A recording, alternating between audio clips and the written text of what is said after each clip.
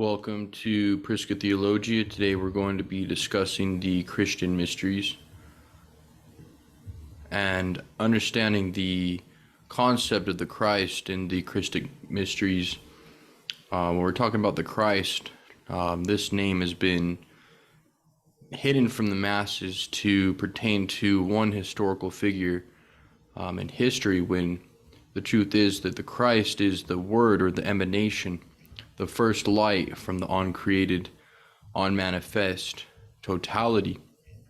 So it is that light that appears from out of the darkness, that darkness categorized the nothingness, but that nothingness that has its only nothingness to our left brain logical analysis. The truth is that counter space contains the potentiality of all forms and all souls and all creation. So it is an everythingness, and that everythingness emanates a sun, and that sun is the light that gives light in all form to all beings.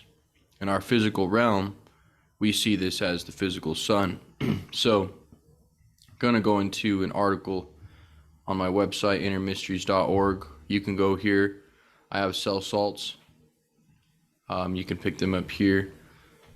Best made natural products, very good for alleviating mental, physical, emotional ailments. And we have consultations as well. You can book with me to go over this one-on-one, any type of advice or anything that you guys might be looking for in that respect. But going into the lesson, Christian mysteries, and here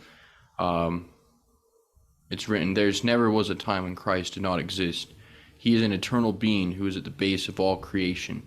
The story of Christ captures the higher truths in the story of Jesus, who is the embodiment of the law of God and life, and wisdom fully realized." So, in the story, Jesus represents the human embodiment of that Christ, which is the love and wisdom in their highest totality being expressed on the human's plane. So we have that invisible aspect, the invisible cause. It has these attributes. And then we have them in form, the Word, the Christ, the one who is seen, and the one that resides in all of our hearts. Krishna in the Bhagavad Gita says, "I reside in the hearts of all beings." In the same way Jesus says, "I am in the least of you. I am in all. If you help even the poorest, know that you're helping me," clarifying his universal emanations. See, not only in the story we have the avatar, the human figure, in Krishna, when Krishna is explaining in the Bhagavad Gita to Arjuna the higher truths, we have them as characters, and then those characters are always identifying with their universal totality that transcends history and physical persona. So there's much speculation as to whether Jesus was a prophet or a son of God. Some say equal to Moses, some say God. Jesus, Allah, Jehovah, Krishna are eternal and universal, and they are applicable to all people in all situations and at all times. The story, as any story, is about the being, the Christ, who dwelt within man, our body being that temple, the temple of Solomon. So the great work of the human being is that this temple must complete the manufacturing of the soul. And Jesus says, with patience, you'll acquire your souls. Picture your soul as a seed. That seed is embodied or entombed in the physical flesh or the cross of matter. In the mysteries, the human body is considered the cross, the meeting place of the four elements, where the ether manifest, where the invisible manifest, where the sky and the earth meet, is the human man or woman. And man is at the center of creation. He is the bridge between the earthly beast and the lofty angels. So within the body is found God, the Father.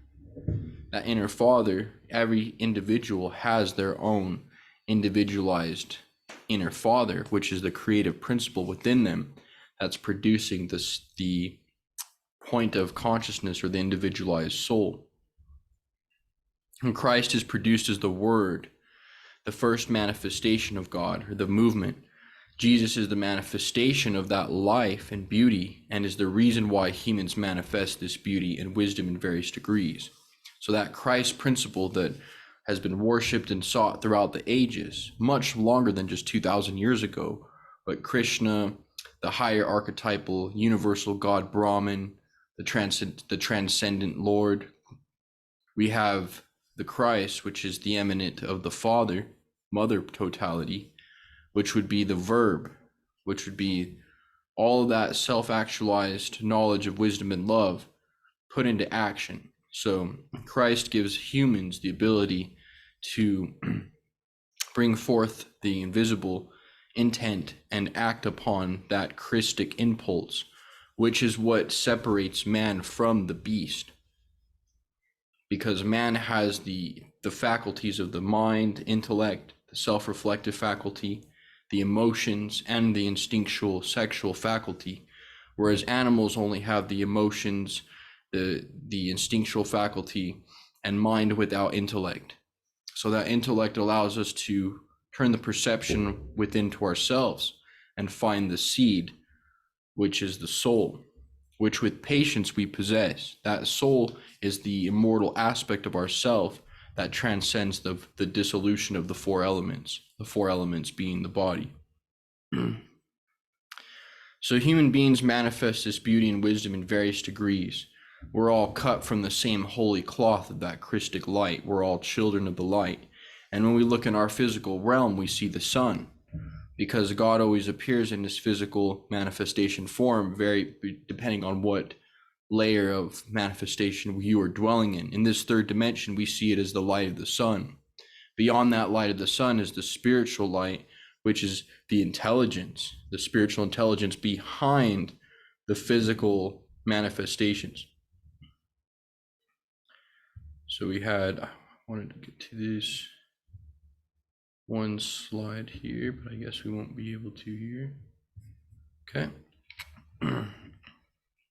So the story can be perfectly charted out astrologically, as the ancients knew the body was the microcosm of the macro. So out of this celestial script, per se, that was perceived and digested by illuminated minds of seers and prophets, we now get this transcendental story. And Alvin Boy Kuhn, a great esoteric, says that these stories, these myths are not just myths, they transcend them. In ancient Christianity, they knew that the Christ was universal in the same way the ancient Buddhists knew that the Buddha was transcendental, that it wasn't pointing to one historical figure per se.